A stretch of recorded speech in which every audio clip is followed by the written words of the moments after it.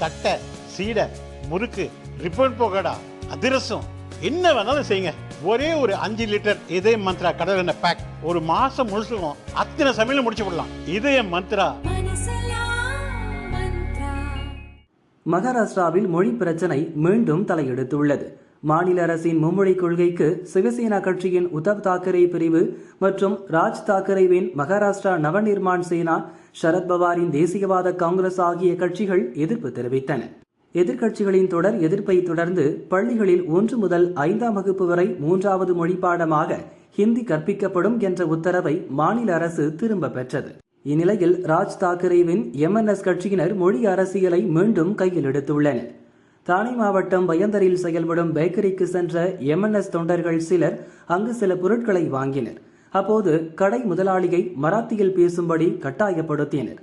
எந்த மொழியில் பேசினால் என்ன, உங்களுக்கு தேவையானதை வாங்கி செல்லுங்கள் என அந்த கடைக்காரர் ஹிந்தியில் பதிலளித்துள்ளார். உடனே கடைக்காரரின் கன்னத்தில் அறைந்த இருவர் அவரை கடுமையாக மிரட்டினர்.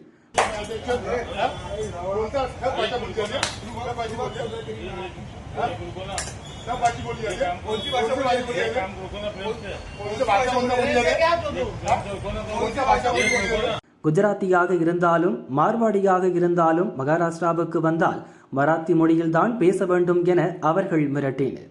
கடைக்காரரை மராத்தி பேசும்படி அடித்து துன்புறுத்திய வீடியோ சமூக வலைதளங்களில் வைரலானதை அடுத்து போலீசார் வழக்கு பதிவு செய்து விசாரித்து வருகின்றனர். பால் தாக்கரேயின் தம்பி மகன்தான் இந்த ராஜ் தாக்கரே. உத்தவுடன் ஏற்பட்ட மனக்கசப்பால் மகாராஷ்டிரா நவநிர்மாண் சேனா என்ற கட்சியை துவங்கினார்.